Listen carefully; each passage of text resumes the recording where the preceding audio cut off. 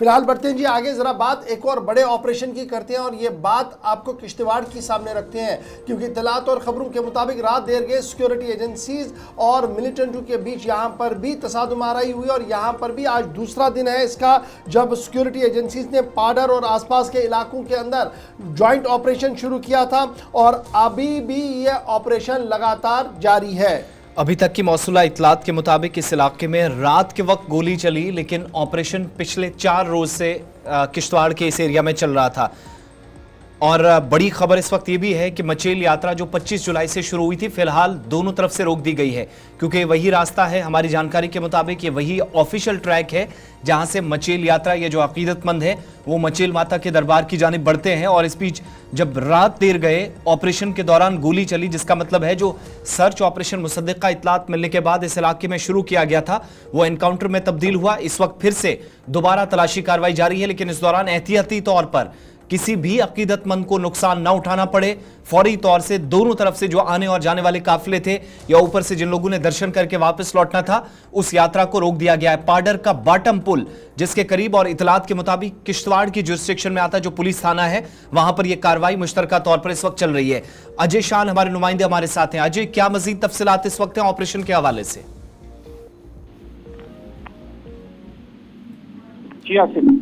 Ajay update कीजिएगा। बीती रात ये कॉन्टेक्ट एस्टेब्लिश हुआ है और कहीं ना कहीं जो 4 दिन से इनपुट वहां चल रहा था कि वहां पर आतंकी छिपे हुए हैं उस और सर्च ऑपरेशन वहां चल रहा था, तो वो आज बीती रात जो पुलिस ने इतला दी है कि वहां पर कॉन्टेक्ट एस्टेब्लिश हुआ और दोनों तरफ से है जो फायरिंग हुई है। हालांकि इस दौरान कोई सफलता पुलिस को हाथ नहीं लगी है, लेकिन जो पूरा एरिया है उसको कॉर्डन ऑफ कर दिया गया है। जैसे आपने कहा कि जो सालाना मचेल यात्रा वो भी इसी ट्रैक से होते हुए जाती है, तो यात्रा को फिलहाल दोनों तरफ से रोक दिया गया है। किसी भी यात्रा गाड़ी को आगे जाने की इजाजत नहीं दी जा रही है। जो अधिकारियों से हमारी बात हुई है उनका कहना है कि एहतियात के तौर पर यात्रा को रोका गया और जैसे कि क्लियरेंस मिलेगी तो यात्रा फिर शुरू होगी, लेकिन फिलहाल जो है उनकी कंसंट्रेशन पूरी तरह से इस इलाके में लगी हुई जहां पर ये आतंकी छुपे हुए हैं। मैं आपको ये बताते चलूं कि यहाँ की टोपोग्राफी ऐसी है कि चाहे गुंदों से कोई आतंकी अगर भागता है तो वो पाडर के इस इलाके में आ सकता है, या डोडा से कोई आतंकवादी भागेगा तो वो किश्तवाड़ में घुस सकता है। तो कहीं ना कहीं लंबे अरसे से यहाँ पर जो सिक्योरिटी फोर्सेस थे वो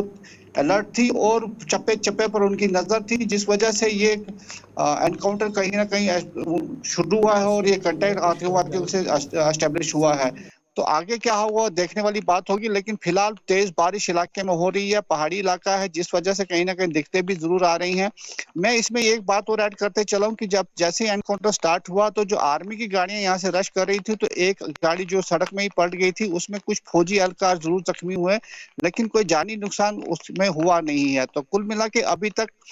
कॉन्टेक्ट एस्टेब्लिश हुआ है जो पुलिस ने भी कंफर्म किया है, लेकिन किसी प्रकार की कामयाबी अभी हासिल नहीं हुई है। जी चलिए, बहुत शुक्रिया जी अजय शान। नजर रखिएगा क्योंकि यहाँ पर भी मौसम का मिजाज थोड़ा सा बदला है, क्योंकि अजय शान छाता हाथ में लेकर रिपोर्ट कर रहे थे, यानी किश्तवाड़ के अंदर बारिशें हो रही है, लेकिन